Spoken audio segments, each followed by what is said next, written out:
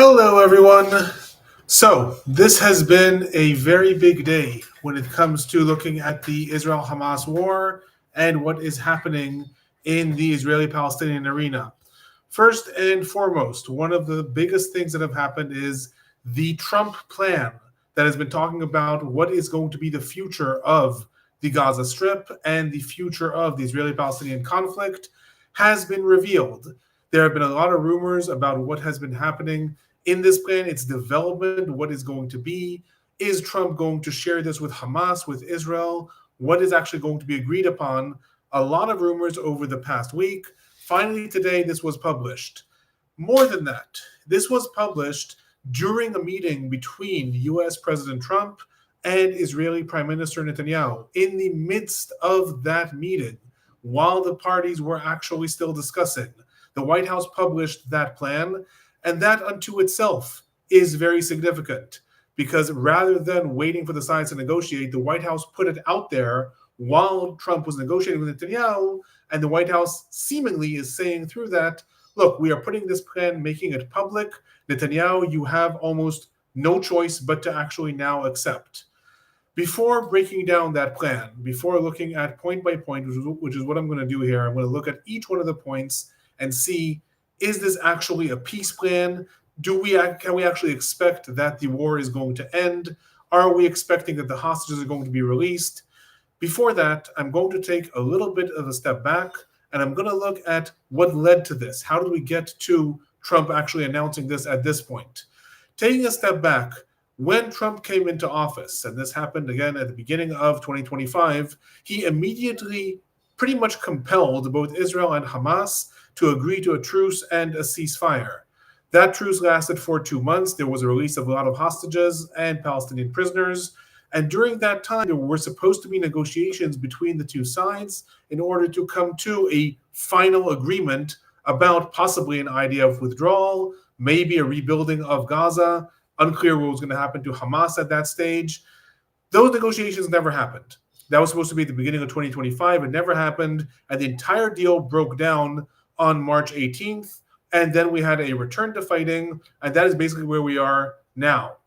Since then, the United States has broadly given a lot of support for Israel when it comes to its plans to annihilate Hamas, to move forward into the Gaza Strip and somehow compel Hamas to either surrender or to destroy it militarily. However, that started to change at the beginning of September. At the beginning of September, what happened on September 9th, while Trump was actually pushing for a new deal that he was trying to promote between Israel and Hamas, Israel tried to carry out an assassination attempt of the Hamas leadership in Qatar. This happened on September 9th in the Qatari capital of Doha. That unto itself was seen by the United States, now we're learning more and more, as a major slap in the face. Qatar is a major ally of the United States. It is a strategic ally, regionally positioned in the Persian or Arab Gulf, right near Iran. It houses the biggest U.S. bases outside of the United States. And the fact that Israel carried out an assassination attempt in their capital was seen as a major violation of the agreements between Israel and the United States. And seemingly, even more important, that assassination attempt failed. Israel failed to assassinate the Hamas leaders.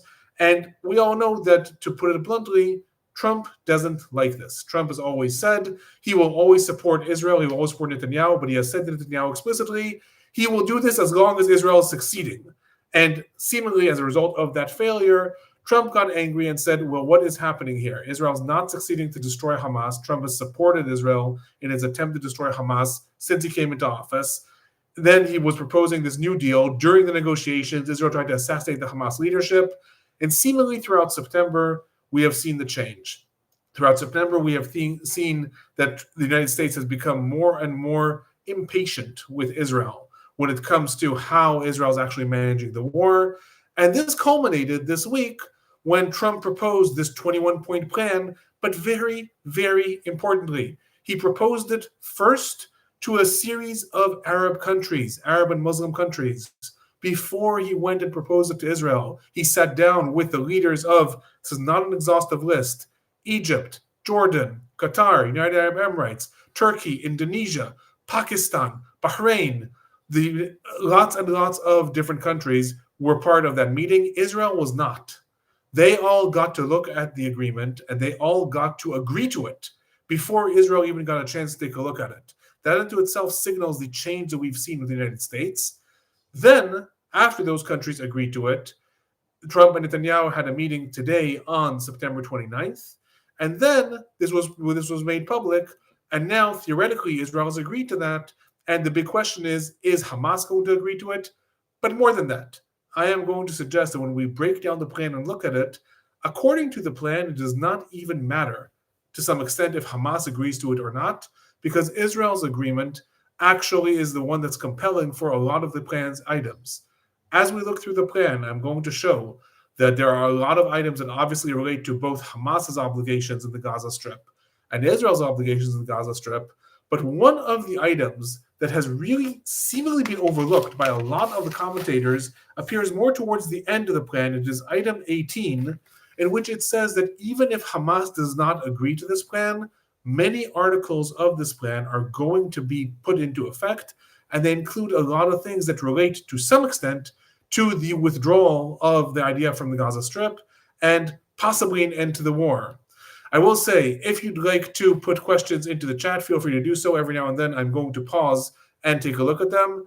Right now I see a couple of questions. One of them is, how likely is it that Hamas will agree to accepting this deal? At this point, Hamas has announced that it is going to review the deal. And up until a few hours ago, they said that they had not received the deal. Then Qatar and Egypt made very public, we have given this to Hamas and Hamas should be looking over it. Hamas has said they're going to view it favorably. Again, as we break down the different items, you will see that there are parts of it that obviously require Hamas to agree to. There are parts of it that Hamas can even say, you know what, we are right now just holding back, and Israel might still be obligated to some of those. So when we are looking at the breakdown of this deal, I am going to, as everyone who follows me knows, this is not my usual format. I don't usually go on live, so bear with me. I'm going to try to share my screen here and try to look at if we can show you the actual deal rather than just reading it out. Let's see if we can do that. Again, do bear with me.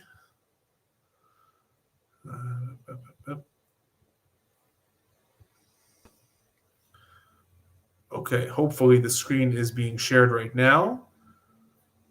And I'm currently looking at the report, the publication of that deal. This comes from, again, the New York Times, but a lot of different outlets published this. The White House made this public today, the 21-point deal. The first point that I am reading here, this is, again, 21 points from the White House. It says, Gaza will be de-radicalized, terror-free zone that does not pose a threat to its neighbors. So in looking at the breakdown of that, and I'm going to say that, forgive me again, the screen is flickering, I'm not sure, so I'm going to stop that sharing and I'm just going to read this out. But again, you can find a copy of this in lots of different places online, and I will put a link to it in the comments at the end of this recording.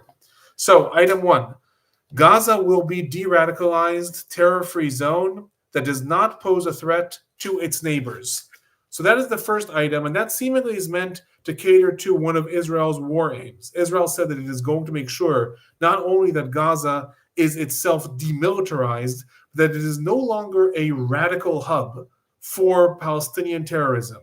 So that is the first item. It says that Gaza will be de-radicalized. Very, very importantly, it does not actually say how that will happen. I'm seeing in the comments now that my screen sharing worked. Thank you to whoever said that, so I'm going to try to do that again.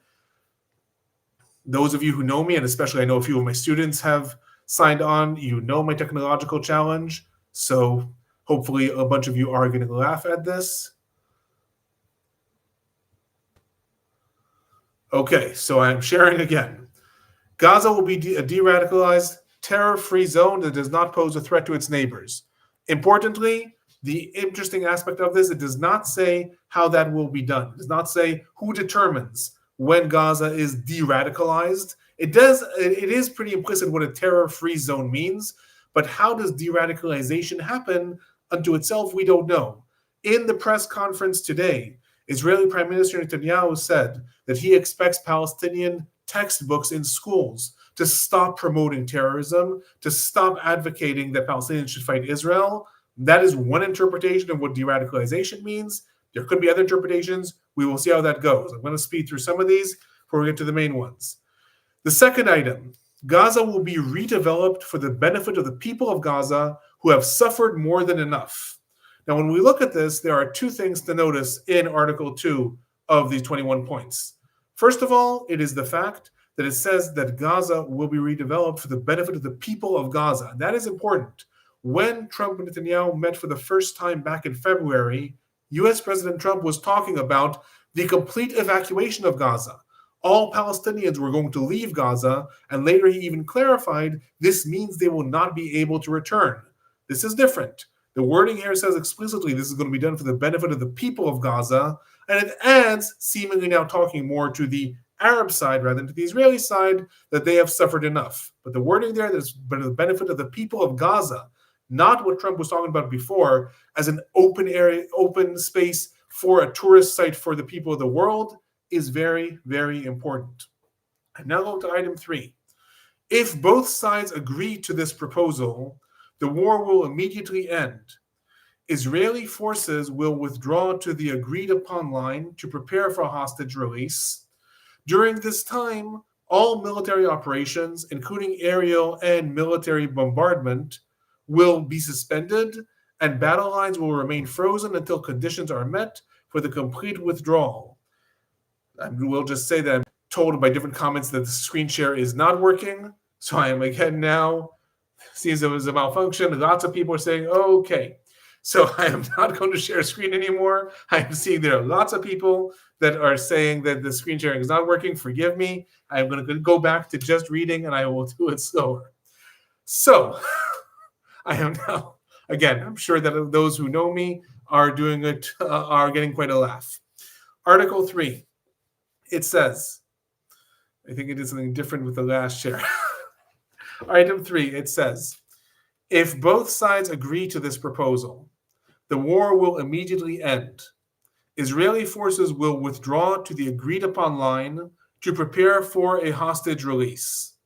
During this time, all military operations, including aerial and artillery bombardment, will be suspended, and battle lines will remain frozen until conditions are met for the complete stage withdrawal. So, when looking at that, what does that mean? That is the first time that it says if both sides agree to this proposal. And it is starting to say, so how are the sides going to agree? Importantly, it doesn't say when do they have to agree. Hamas now is waiting. I was asked before, how long does Hamas have until possibly they will be able to agree? We don't know. What we do know with this is that it says if both sides agree, then we are going to have an IDF redeployment in the Gaza Strip. That is different than what Israel was demanding. Israel was demanding a complete withdrawal of all the complete release of all the hostages, and then that it will still control the Gaza Strip. What right now this deal says is that there will be a staged withdrawal from the Gaza Strip, and I'm not going to attempt to share my screen again, but what I will say in looking at the maps that the White House published also, what that means is a phased withdrawal from the current lines. Currently, the IDF is controlling the areas around here, around Gaza City, and around this area leading to the Al-Mawasi refugee camp. This area is not controlled by the IDF. And what Trump's plan says essentially is that we're going to have a phased withdrawal, and the IDF is in the first phase going to move back, and in the second stage move back even more. I will say what this plan does not say explicitly is what happens to the Philadelphia corridor, this corridor over here. Does the IDF still maintain it or not? And it does not say if there will be a final withdrawal from the buffer zone, these areas around here. The maps that the White House published talked about a phased withdrawal that was going to be in 3 different stages, did not say if ultimately the IDF withdraws from the buffer zone and from the Philadelphia corridor or not. So at this point, we don't know what that means. What we do know is that it's a phased withdrawal from these areas more and more back. I am going to pause here for a minute and take a look at the questions, see if anything has come up. A lot of people complaining about my screen share. Well done to me that I managed to fail that one. What do you make of all the other nations that support this plan? I'll talk a little bit later. It's a great question. I'll talk a little bit later about the support of the Arab states because that actually comes in. Lots of Arab and Muslim states are expressed their support for this plan. They are mentioned explicitly in these 21 points, and we'll talk about that. Moving on to something that is one of the biggest items in the deal. This is said very, very succinctly with regards to the hostages. Item 4. Within 72 hours of Israel publicly accepting this agreement, all hostages, alive and deceased, will be returned. That's all it says about the hostages. What is very important there is the wording, within 72 hours of Israel publicly accepting this agreement. Theoretically, this does not require Hamas to accept the agreement. The 72-hour time theoretically began from when Israeli Prime Minister Netanyahu publicly declared at the White House that he is accepting this agreement. Now, if Israel could just return the hostages, it would do so. So theoretically, this would require Hamas to agree to this. Why the wording of this deal, Article 4 of these 21 points, why that says from when Israel agrees is seemingly unclear. In a moment of analysis, I can hypothesize that the reason for that wording is that is meant to entice Israel to agree. Trump could say to Israel, look, you agree to this, and we're giving Hamas a 72-hour ticking time to agree, and theoretically, if they don't release the hostages, then they have violated the agreement that you agreed to. So theoretically, that may be a way to try to compel Israel to sort of sweeten the deal to agree. But at this stage, despite the fact that that may be the case, there is no assurance that Hamas has started the time clock from when Israel agreed. And more than that, as I'm going to show in the next couple of items, even if Hamas would agree to this at this very point, let's say both sides signed on to this and agreed, even if so, this is not going to happen within 72 hours. There are a couple of things here that really would need to be negotiated. I'll talk about that in a minute. But theoretically, with regards to the hostages, within 72 hours of Israel agreeing, then the hostages are all supposed to be released. And again, Israel publicly agreed. And again, the wording there is important. It doesn't say Israel signing on the agreement. It says Israel publicly agreeing. Netanyahu, Israel's prime minister, publicly agreed as of this afternoon in the United States. So therefore, theoretically, the clock is ticking. Item 5, and this relates now to the Palestinian prisoners. Once all hostages are released, Israel will release 250 life sentence prisoners plus 1,700 Gazans who were detained after October 7, 2023, including all women and children detained in that context. It also says, for every Israeli hostage whose remains are released, Israel will release the remains of 15 deceased Gazans. Now, why this is important? First of all, it relates to the amount of Palestinian prisoners that are going to be released in exchange for the remaining hostages.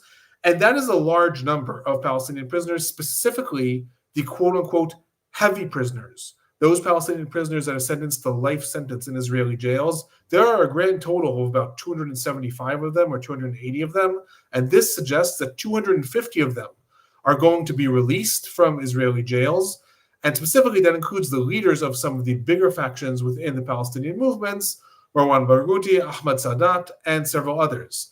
Also says 1,700 Gazans that have been arrested since October 7th, specifically does not say Palestinian prisoners, because those Gazans that have been arrested since October 7th have not actually been put on trial yet. They are held in Israeli jails, theoretically awaiting trial.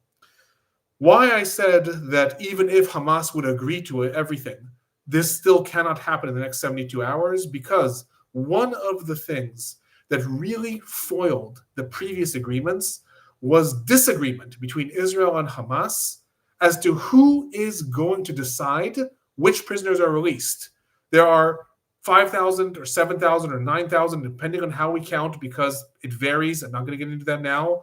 But there are thousands of Palestinian prisoners that are held in Israeli jails. And like I said, there's close to 300 life sentence prisoners. So who are the 250?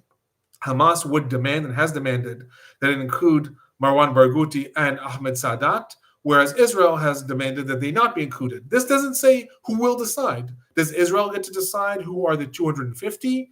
Or do Palestinians or Hamas get to decide who are the 250? So even if theoretically Hamas agreed to this today, to this deal, that would still need to be negotiated. So Can we expect that things are going to actually happen in the next 72 hours? I would say even if Hamas comes back in the next hour while I'm recording this, even if Hamas comes back and says, yes, we agree, we're not going to see this actually being played out in the next 72 hours, but we could theoretically see negotiations about how this plays out. I'm looking at some of the questions. Did I say Marwan Barghouti will be released? No, I did not. I said that Hamas is probably going to be the one that demands that. Israel's going to disagree. This deal does not say who gets the veto. It does not say who is going to be the one that actually gets to decide. Is Trump going to be the king of Gaza? I'm going to refrain from answering that question at this point. Item 6. Once all hostages are returned, Hamas, this is the first time Hamas is mentioned in this deal, item 6, Hamas members who commit to peaceful coexistence and to decommission their weapons will be given amnesty.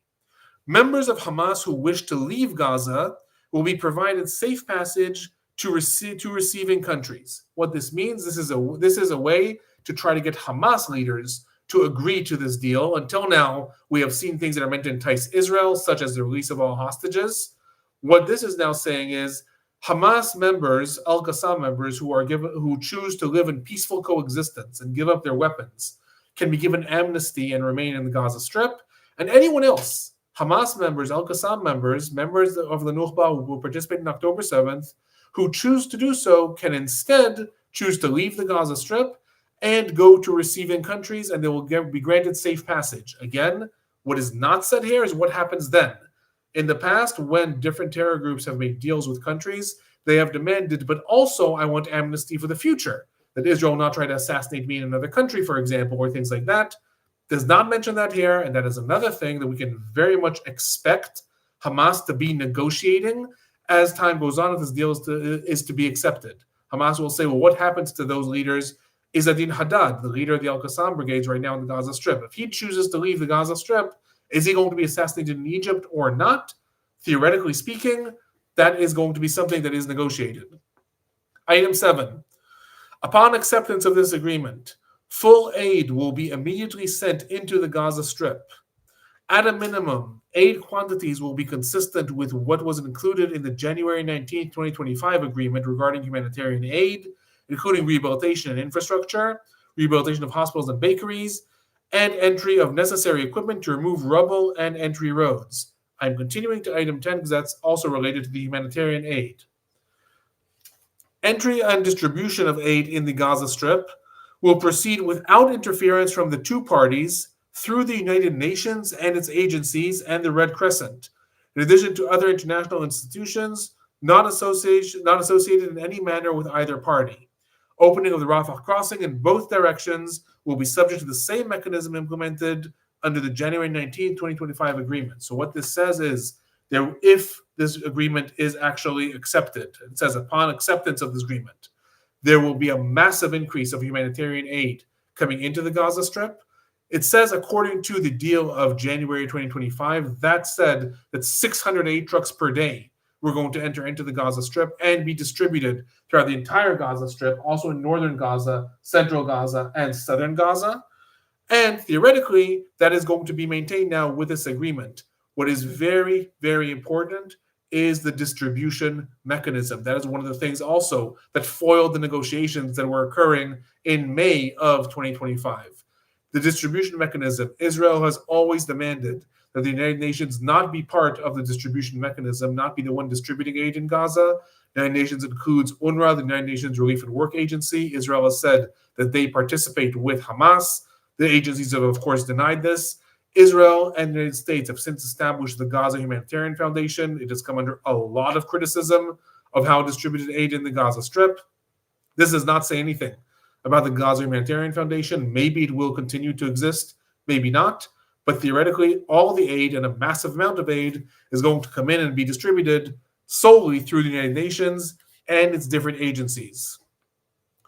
Going on to item 9, Gaza will be governed under the temporary transitional governance of a technocratic, apolitical Palestinian committee responsible for delivering the day-to-day running of public services and municipalities for the people of Gaza. So this is the first item that we see relating to the governing mechanisms of Gaza, specifically saying it will not be one of the factions of the Palestinian population. It will not be Hamas, Fatah, Palestinian Authority. It will, in fact, be a new technocratic governing committee, and it says specifically Palestinian committee, but have to add also item 10.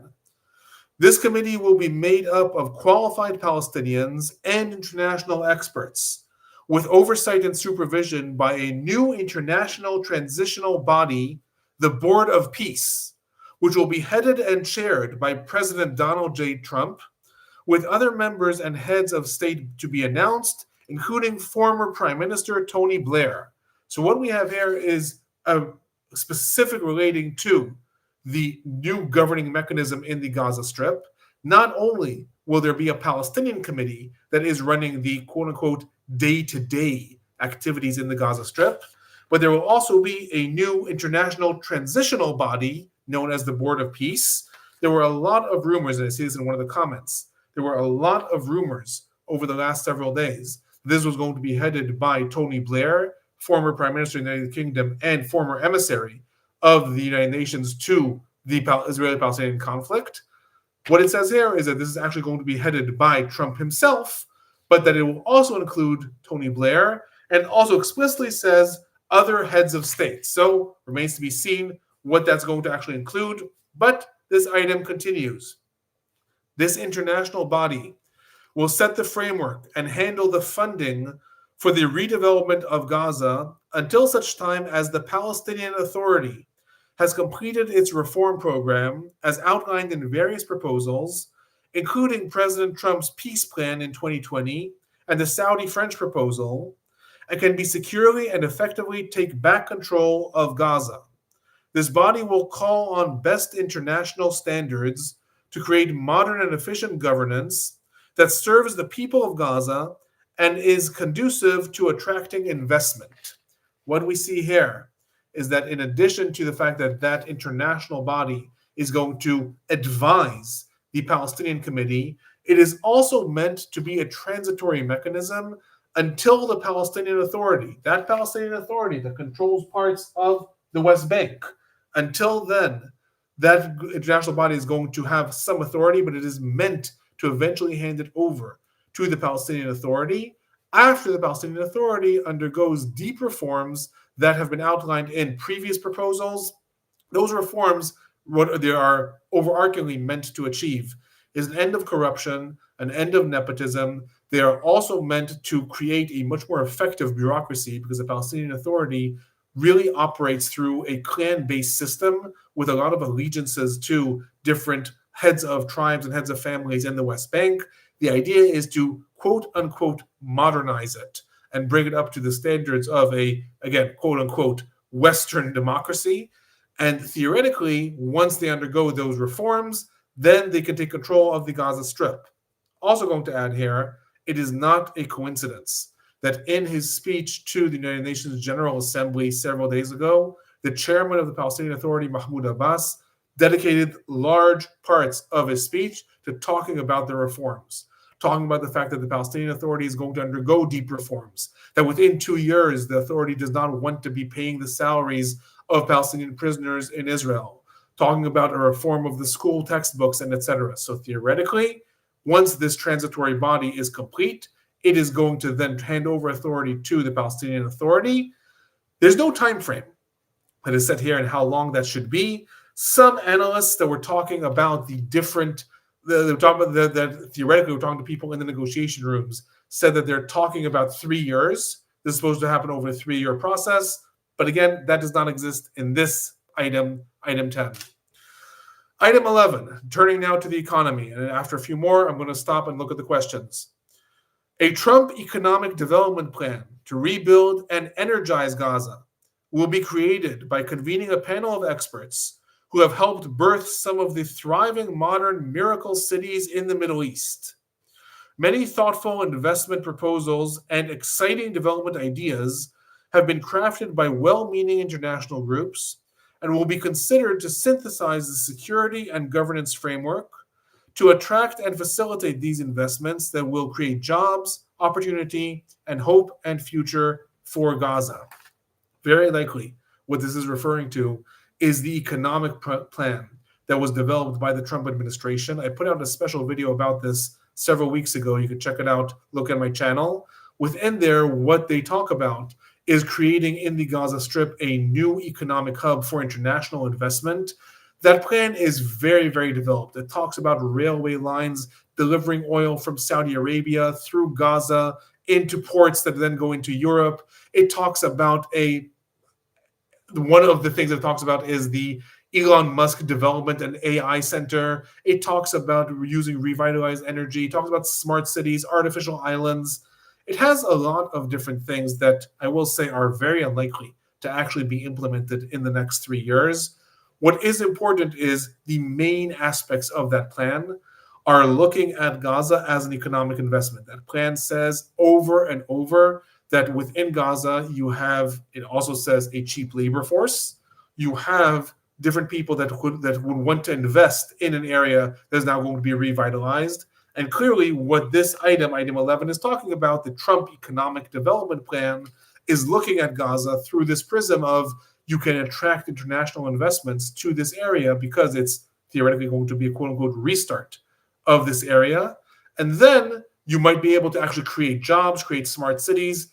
Again, all kinds of things that appear in that plan does not appear here specifically, so I'm saying it likely alludes to that, but not necessarily, so I'm not going to develop that any further. I will just say that a second item that relates to the economy, item 12, a special economic zone will be established with preferred tariff and access rates to be negotiated with the participating countries. All this relates, again, to the economy.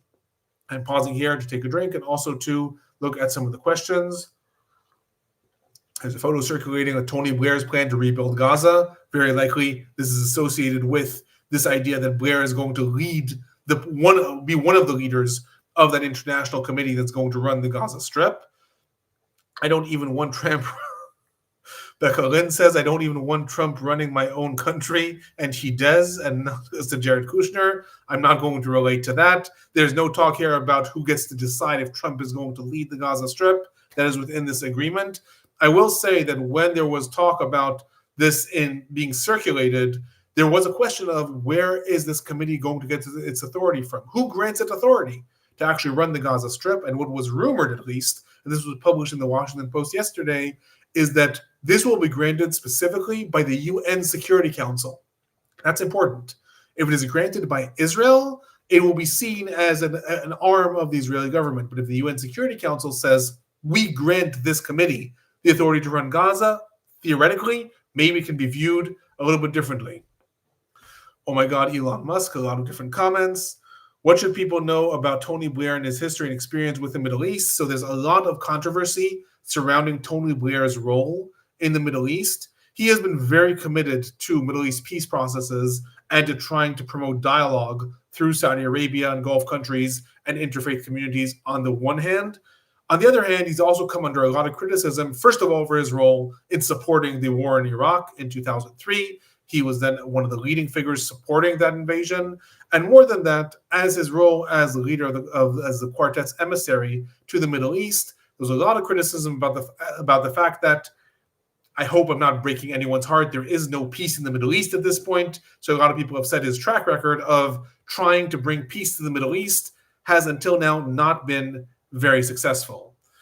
Other questions, more comments about Elon Musk, and they can make all the economic plans they want, but what the people of Gaza develop, and I'm getting some laughs on the peace in the Middle East, so thank you for that. Item 13, this is very important because this is a change in policy with regards to what Trump has been saying about Gaza. Item 13, no one will be forced to leave Gaza, and those who wish to leave will be free to do so and free to return. We will encourage people to stay and offer them opportunity to build a better Gaza. That is a major change in policy. When we look at the rhetoric of the Trump administration since that meeting in February with Prime Minister Netanyahu, not only did he talk about Gaza being devoid of Palestinians, then he escalated that rhetoric and talked about Palestinians having no choice, but essentially all wanting to leave. Then he was asked, will Palestinians be allowed to return? And he said no. Since then, Israel took that plan to heart. I mentioned in several different news interviews that while this may be just one of the things that Trump says theoretically, Israel's going to take the plan to heart. Israel has established what is called the Authority for Willful Immigration, the authority to encourage Palestinians to leave the Gaza Strip. It has made contact, according to reports, with countries like Indonesia, Uganda. Look at countries like Ethiopia, where Palestinians might be encouraged, quote unquote, to leave. This plan explicitly said that no Palestinian will have to leave Gaza, and I would say even more importantly, those who leave will be allowed to return. Not only is that a change in policy, that is a change in the official administration of the Gaza Strip. The Gaza Strip, much like the West Bank, is under, the borders are under Israeli control and Egyptian control, and the West Bank is under Israeli control. If Palestinians leave those territories, they're not guaranteed that they can return. If Palestinians leave, I'm going to this map, if Palestinians leave the West Bank through the Alon crossing and go into Jordan, they're not guaranteed that they would be allowed to return into the West Bank. And more than that, there is no mechanism. There's no passport control. There's no mechanism for Palestinians leaving the Gaza Strip, let alone returning. The fact that this plan says Palestinians will be allowed to leave, but more importantly, would be allowed to return if they wanted to, is a major shift. It also relates to the right of return that Palestinian movements have been talking about for years.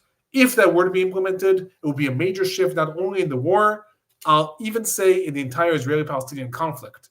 The idea that Palestinians would be allowed to return to the Gaza Strip, possibly one day the West Bank, that's unclear, but at this point, to the Gaza Strip.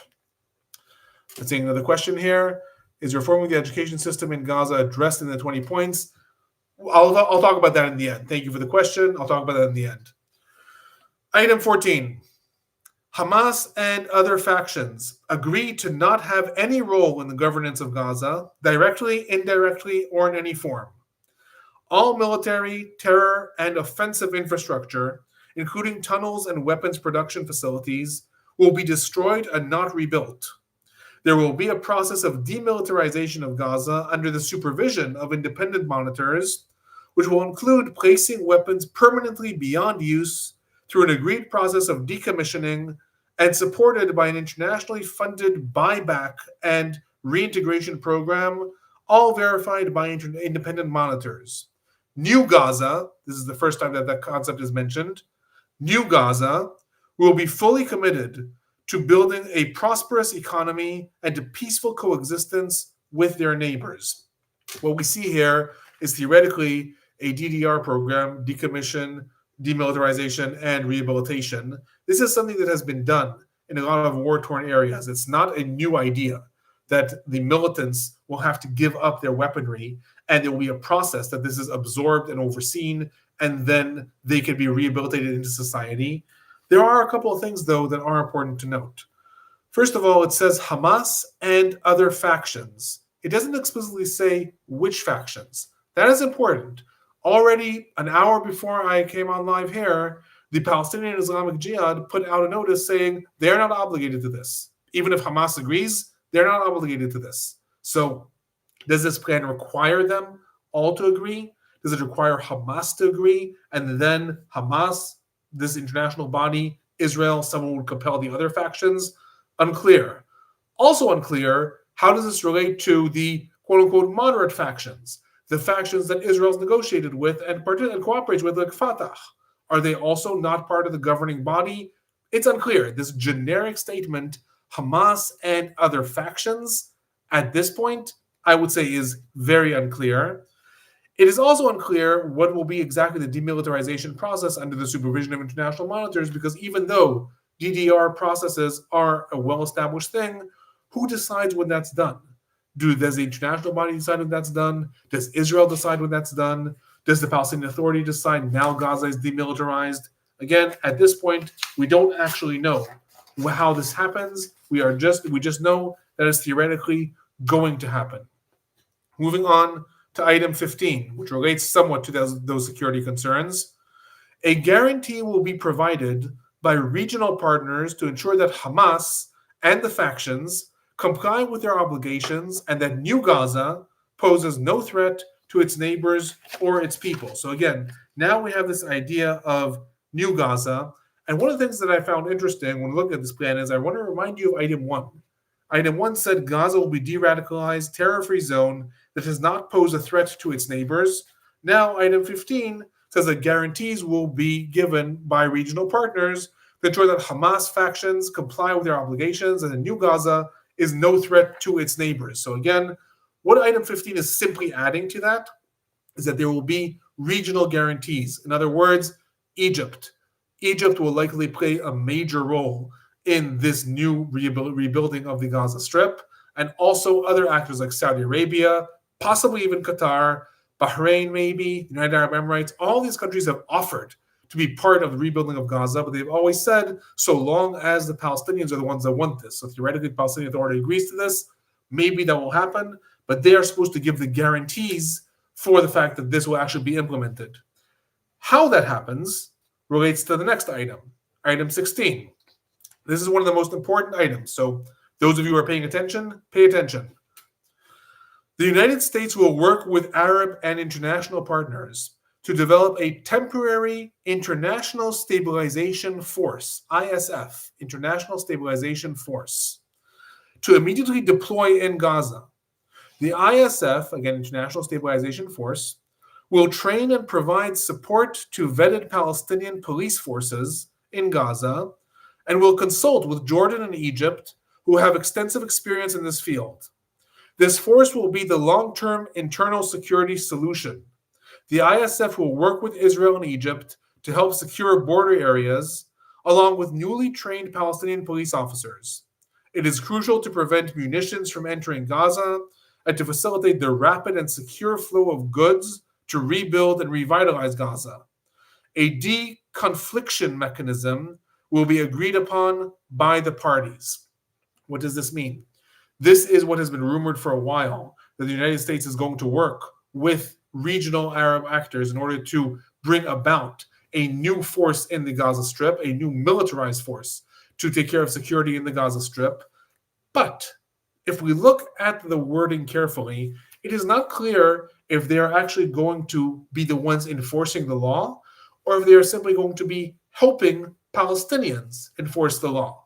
What this says is that the new International Stabilization Force with Arab international partners will deploy in Gaza, but what they're supposed to do is the ISF will train and provide support to vetted Palestinian police forces in Gaza, who will consult with Jordan and Egypt, who have extensive experience in this field. So, reading this, it is not clear at this point if that is going to be Arab, regional, or international troops that are actually enforcing the quote-unquote peace in the Gaza Strip and possibly enforcing law and order, or if their role was going to be an advisory role and helping to train Palestinian police officers. I will say, in the last 2 months, there have been a lot of reports that both Egypt and Jordan have been running training programs for Palestinian police officers. 5,000 officers theoretically being trained in Egypt, 5,000 theoretically being trained in Jordan.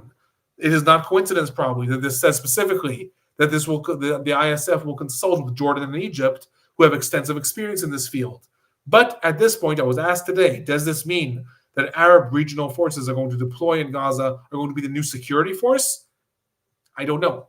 I know that this says they are going to deploy in Gaza. I don't know to say, are they going to be armed and actually providing security? Or are they going to be an advisory force for Palestinian police? At this point, I don't know. Also very important, and after this, I'll stop for questions. Item 17, how is this new international force going to deploy and where in the Gaza Strip? Item 17, Israel will not occupy or annex Gaza. As the ISF, International Stabilization Force, establishes control and stability, the Israeli Defense Forces, the IDF, that's the Israeli military, will withdraw based on standards, milestones, and timeframes linked to demilitarization that will be agreed upon between the IDF, Israel, the ISF, the International Stabilization Force, the guarantors, and the United States, with the objectives of a secure Gaza that will no longer pose a threat to Israel, Egypt, or its citizens. I'm not done with this item, but I'm pausing here to just repeat that part. The ISF, International Stabilization Force, is going to establish control and the Israeli military will withdraw based on standards, milestones, and timeframes linked to demilitarization agreed upon between Israel, this international force, the guarantors, and the United States. So at this point, I was asked today again, when will the IDF begin to withdraw? Here it says it will be agreed upon later on between Israel and this international force. What do we know? Who gets to decide? Suppose Israel says demilitarization has not happened yet, so we don't want to withdraw. Is there a veto power of the United States? This international force? What happens if the sides disagree? We don't know. I'm continuing item 17. Practically, the IDF will progressively hand over the Gaza territory it occupies to the ISF according to an agreement they will make with the transitional authority until they are withdrawn completely from Gaza, save for a security perimeter presence that will remain until Gaza is properly secure from any resurgent terror threat. So again, what that is saying is practically there will be an agreed upon mechanism, time frame between Israel and this international force in order to then allow Israel to gradually withdraw. And I'm not going to try to share a screen again, don't worry. But again, the maps show a withdrawal from these areas that the IDF is now quartered off, where all the Palestinians are, gradually pulling back towards the border with Israel and pulling back again. And it says that this is going to happen in a gradual manner. Israel is going to gradually withdraw, and the ISF will take control, and the mechanism will be agreed upon between them. In terms of the perimeter and the Philadelphia corridor, it says, save for a security perimeter presence that will remain until Gaza is properly secure from any resurgent terror threat. So theoretically, Israel would remain along the buffer zone even after all this happens. Israel would remain along the buffer zone here and the Philadelphia corridor until Gaza is no longer a threat. Who gets to decide that? Palestinian Authority, Israel, United States, the ISF. We don't know at this point. I am pausing here to look at some of the questions. Now let's do some math and calculate. Hold on, I sent those bulldozers. Okay, I'm not sure what that relates to. I am sorry. What interest do other Arab and Gulf states have in this 21-point plan? Is there something they are getting out of this agreement? Good question. There are two things, or at least three things, I'll say, that the Arab and Gulf states would get by investing in this. Number one, currying favor with Trump. That is very important. I have said many times in many interviews, U.S. President Trump operates differently than most of the diplomatic codes internationally. Internationally, diplomacy is supposed to be above your personal feelings. We have seen this in the past, specifically in relation to the Israeli-Palestinian arena.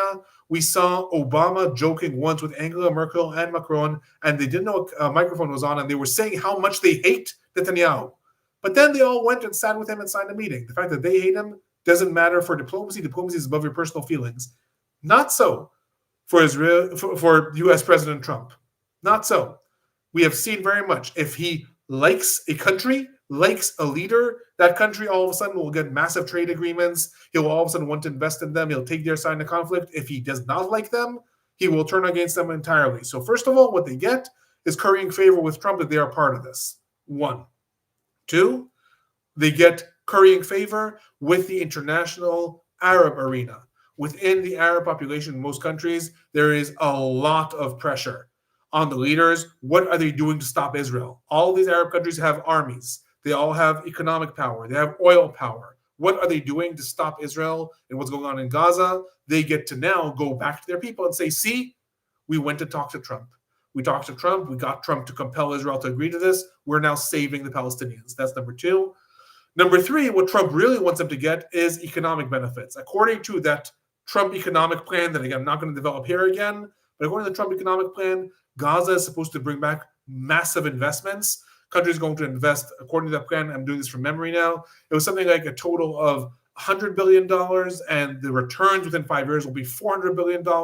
They'll be given real estate to develop their areas. They'll be given investment opportunities, theoretically, economic benefits also. So I'd say the top three things that Arab or Gulf states will get is currying favor with Trump, being able to tell the Arab population they have helped the Palestinians, and at the same time, economic benefits. Moving on to a few of the other questions. This feels much teetering on thin ice. I very much hope this does not happen. Okay, these are conversations between people. Too many details still pending. How can anyone agree to this? That is an interesting point. There are too many details still pending. Why does anyone agree? I have to refer you back to that point of currying favor with Trump. Netanyahu could not afford to say no to this, and the United States did this very deliberately. Again, I refer you back to what I said at the beginning. The fact that the White House published the agreement during the negotiations was a way to tell Netanyahu, you can't say no to this. It's out there. The genie's out of the bottle. Seemingly, Israel could not say no to this. There are a lot of rumors within Israel and the Israeli population, the Israeli media, that Israel's hoping that Hamas says no to this, because at this point, no one wants to be on Trump's bad side. Hamas is always a bad side. So maybe they wouldn't mind saying no to this, but at this point, Israel said yes, even though a lot of these details are unclear. I'm going to question here, until when does Hamas have to respond? There's no time frame. There's no time frame in this deal. There is that 72-hour clause that it says that all the hostages will be released within 72 hours of Israel agreeing. So theoretically, Hamas has to actually come back with an answer by then. But if Hamas says we need another 24 hours, I can't imagine that the United States would say no. Also, the war is still ongoing. There's still active, massive bombings going on in the Gaza Strip right now. So if Hamas takes more time and then comes back 24 hours later and says yes, nothing will have changed in terms of the time frame. I'm moving on now to item 18. I mentioned at the beginning, I think this is one of the most overlooked items in all the news items that I've seen throughout the day. They did not emphasize this, and to me, this is actually one of the most important facets of this entire agreement. So again, calling everyone to pay attention. Item 18. In the event Hamas delays or rejects this proposal, the above, including the scaled-up aid operation, will proceed in the terror-free areas handed over from the IDF to the ISF, the International Stabilization Force. That's all item 18 says. But in those small 3 lines, what that actually says is whether Hamas agrees or disagrees to this deal, many aspects of this deal are still going to be implemented. The development of the International Stabilization Force, again, that force that is supposed to be made up of Arab actors, regional actors, the United States, that is going to gradually take control of the Gaza Strip in areas that the IDF has taken over and has, quote-unquote, purged of terror activity.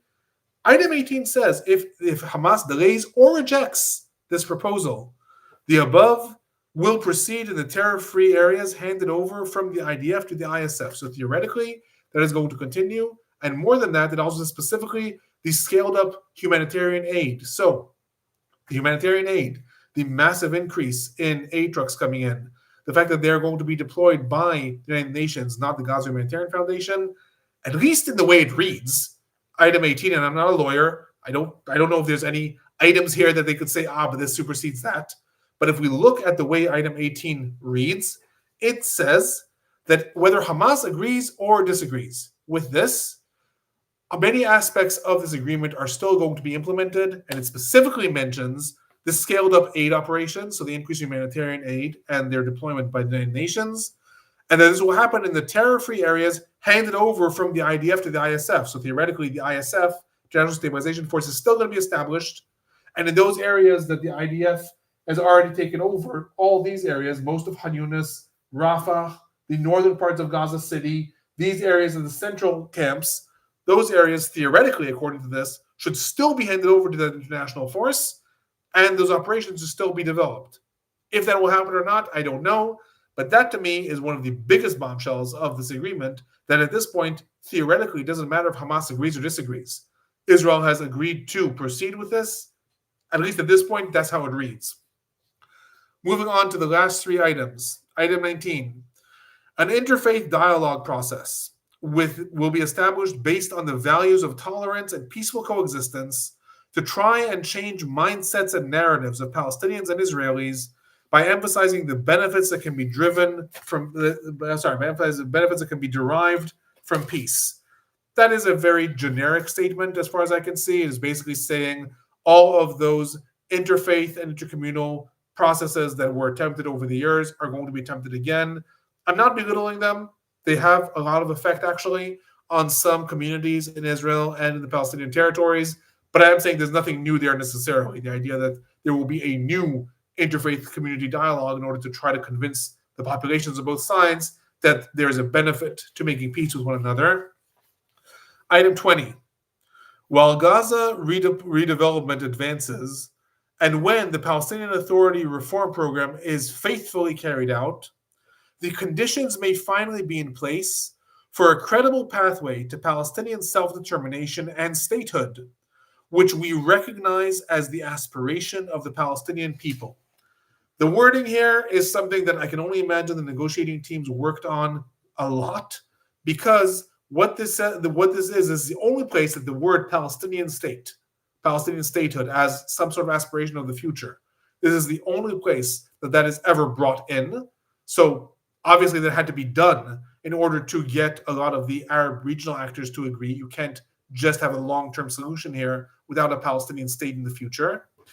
At the same time, it does not explicitly say that Israel or the United States agreed to this aspiration. If we look at the wording, it says that after Gaza redevelopment advances and after the Palestinian Authority reform program is carried out, the conditions may finally be in place,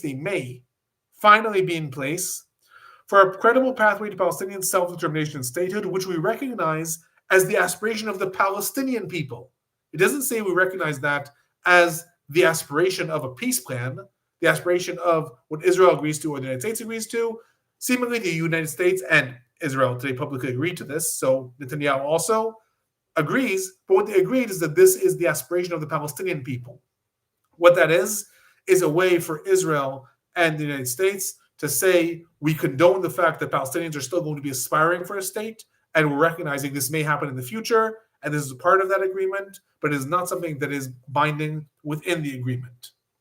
Finally, item 21, the United States will establish a dialogue between Israel and the Palestinians to agree on a political horizon for peaceful and prosperous coexistence.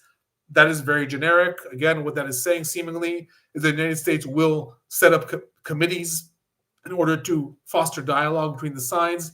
Again, I do not want it to seem like I'm belittling those things. It was a result of those committees, started in the Madrid Conference, the first regional peace conference in 1991 that happened within the Middle East.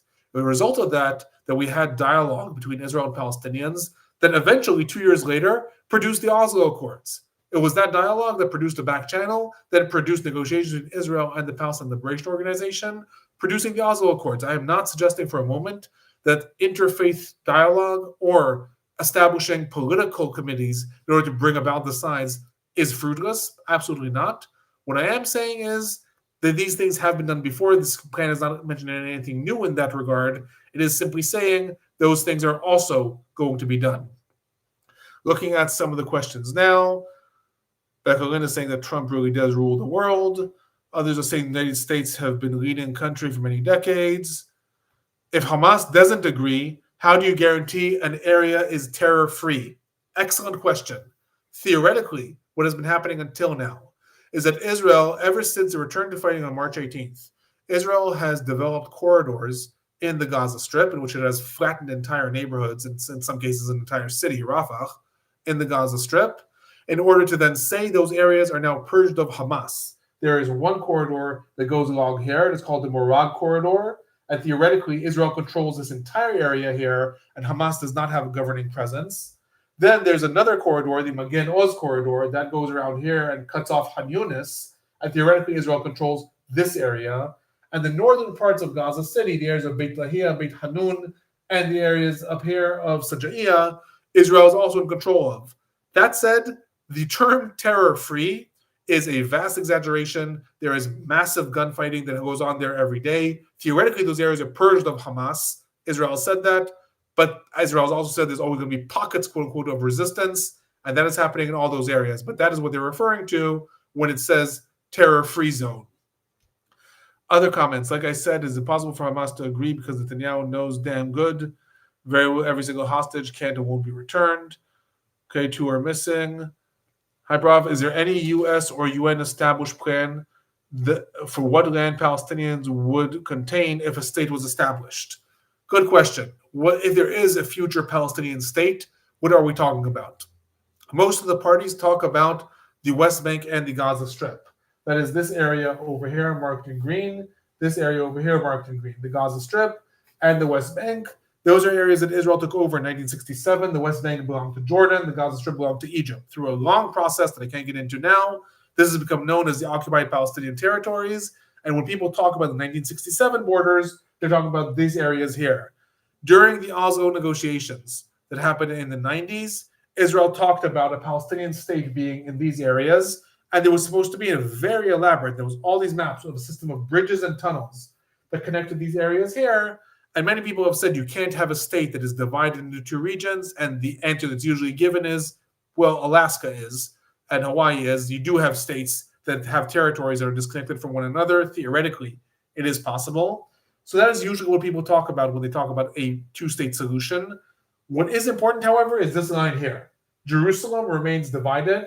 East Jerusalem used to be in the West Bank, and Israel then annexed it. Now Israel claims that it is no longer part of the West Bank and belongs to the entire area that is part of Israel.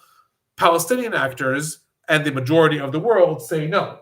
The East Jerusalem still belongs to the West Bank. Why that's important is because East Jerusalem includes the old city of Jerusalem. That includes the Dome of the Rock, the Temple Mount or Haram al-Sharif, and the Al-Aqsa Mosque, the Western Wall or the Wailing Wall, and the Church of the Holy Sepulchre, sites that are most holy to Judaism, the third most holy site in Islam, and a very holy site in Christianity. All that is in East Jerusalem. So the fact that both sides are claiming, no, it's mine, is one of the things that led negotiations to break down in 2000. And even if there would now be a resolution, theoretically, that's still a main problem. Other things, question, the White House released a 20-part program. Does it differ from the 21-part plan? Pretty sure what the White House released was this 21-part plan. The White House has released a lot of different programs over the last several months, but this is the plan that was released today, so I'm not sure if there was a different plan that was also released.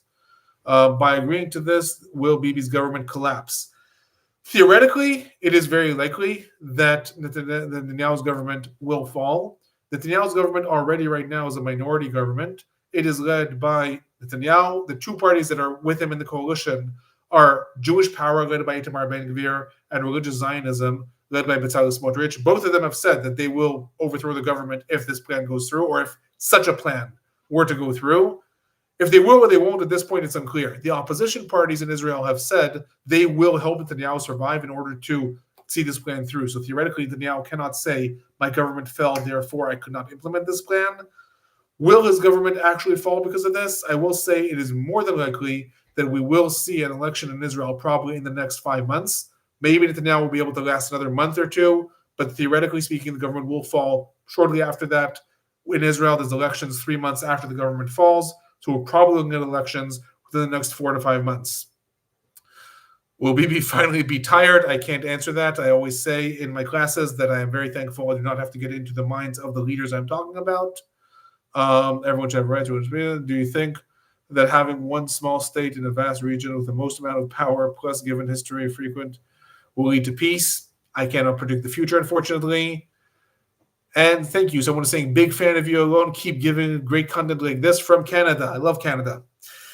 With that, I am going to now sign off from this. If you have any other questions, you can feel free to shoot me an email. My email is alon.burstin, first name, last name, @tufts.edu. You can also subscribe to my channel and feel free to leave comments there. I will try to do more of these live uploads that in the coming weeks. I will say I'm first going to learn how I can share screen more effectively. Thank you for sticking with me through that. Thank you with that, and have a good night.